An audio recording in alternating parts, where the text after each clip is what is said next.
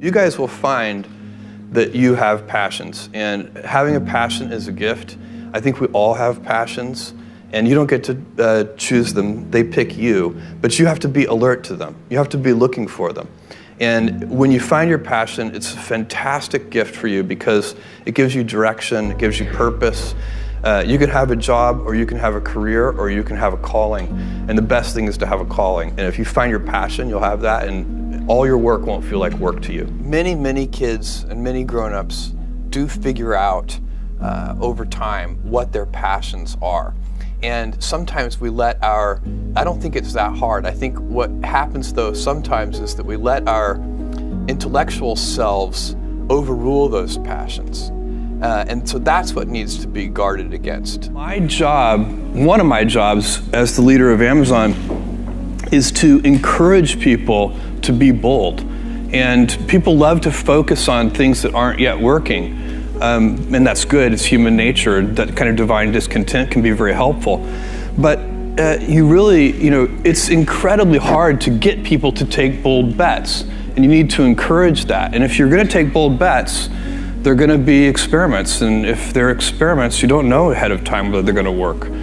Experiments are by their very nature prone to failure, but a few big successes compensate for dozens and dozens of things that didn't work. So bold bets, AWS, Kindle, Amazon Prime, our third-party seller business, all of those things are examples of bold bets that did work, and they pay for a lot of experiments. I've made billions of dollars of failures at Amazon.com. Literally, billions of dollars of failures. And you might remember Pets.com or Cosmo, or give myself a root canal with no anesthesia very easily. None of those things are fun, but they don't matter. What really matters is companies that don't continue to experiment, companies that don't embrace failure, they eventually get in a desperate position where the only thing they can do is make a kind of Hail Mary bet at the very end of their corporate existence. Whereas companies that are, making bets all along, even, big bets, but not bet the company bets. I don't believe in bet the company bets. That's when you're desperate. That's the last thing you can do. It's not. You could be out of work and have terrible work-life balance. Even though you've got all the time in the world, right. You could just feel like, oh my God, I'm miserable, and you would be draining energy. And so you have to find that harmony. It's a much better word. And I think for most people, it's about meaning. People want to know that they're doing something interesting and useful. And for us, because of the challenges that we have chosen for ourselves, we get to work in the future, and it's super fun to work in the future for the right kind of person. You need to be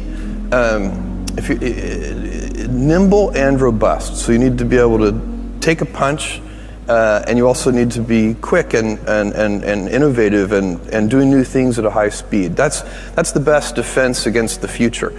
And you have to always be leaning into the future. If you're leaning away from the future is going to win every time. Never, ever, ever lean away from the future. We all have adversity in our lives. I doubt if you really, if you know somebody, any friend or anybody that you talk to, there's no lack of adversity, and by the way, that's good, because it's what teaches us how to get back up. You fall down, you get back up. It always happens.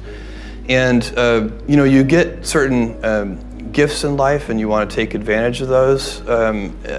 But I guess my advice on adversity and success would be to be proud not of your gifts, but of your hard work and your choices.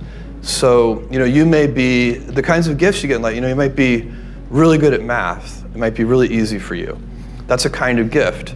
But practicing that math and taking it to the next step, that could be very challenging and hard, and take a lot of sweat. That's a choice. You can't really be proud of your gifts because they were given to you. You can be grateful for them and thankful for them. But your choices you choose to work hard. You choose to do hard things. Those are choices that you can be proud of. Being an inventor requires, because the world is so complicated, you have to be a domain expert. I mean, in a way, even if you're not at the beginning, you have to learn enough so that you become a domain expert. But the danger is once you become a domain expert, you can be trapped by that knowledge. And so inventors have this paradoxical ability to have that 10,000 hours of practice and be a real domain expert and have that beginner's mind. Have that look at it freshly, even though they know so much about the domain. And that's the key to inventing. You have to have both. And I think that is intentional. I think all of us have that inside of us, and we can all do it, but you have to be intentional about it. You have to say, yeah, I am going to become an expert, and I'm going to keep my beginner's mind. You can't skip steps. You have to put one foot in front of the other. Things take time. There are no shortcuts. And but you want to do those steps with passion and ferocity. It's easy to have ideas. It's very hard to turn an idea into a successful product.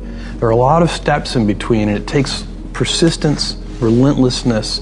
So I always tell people who think they want to be entrepreneurs, you need a combination of stubborn relentlessness and flexibility. And you have to know when to be which. And basically you need to be stubborn on your vision, because otherwise it'll be too easy to give up. But you need to be very flexible on the details, because as you go along pursuing your vision, you'll find that some of your preconceptions were wrong, and you're going to need to be able to change those things. So I think taking an idea successfully all the way to the market and turning it into a real product that people care about and that really improves people's lives is a lot of hard work. Don't try to chase what is kind of the hot passion of the day. I think we actually saw this. I think you see it all over the place in many different contexts, but I think we saw it in the internet world quite a bit, where at the sort of peak of the sort of internet mania in, say, 1999, you found people who were very passionate about something. They kind of left that job and decided, I'm going to do something in the internet, because it's it was almost like the the 1849 gold rush in a way. I mean, you find that people, if you go back and study the history of the 1849 gold rush, you find that at that time everybody who was within shouting distance of California was they might have been a doctor, but they quit being a doctor and they started panning for gold, and that almost never works. And even if it does work, according to some metric, financial success or whatever it might be, I suspect it leaves you ultimately unsatisfied. So you really need to be very clear with yourself. And I think one of the best ways to do that is this notion of projecting yourself forward to age 80, looking back on your life and trying to make sure you've minimized the number of regrets you have. That works for career decisions. It works for family decisions. Do you want? I have a 14-month-old son, and it's very easy for me to, if I think about myself when I'm 80, I know I want to watch that little guy grow up. And so I don't want to be 80 and think, shoot, I missed that whole thing, and I don't have the kind of relationship with my son that I wished I had, and so on and so on. So if you think about that, so I guess another thing that I would recommend to people is that they always take a long-term point of view. And I think this is something about which there's a lot of controversy. There's a lot of people, and I'm just not one of them, believe that you should live for the now. I think what you do is you think about the great expanse of time ahead of you and try to make sure that you're planning for that in a way that's going to leave you ultimately satisfied. So this is the way it works for me. And I mean, everybody needs to find that for themselves. So I think there are a lot of paths to satisfaction, and you need to find one that works for you.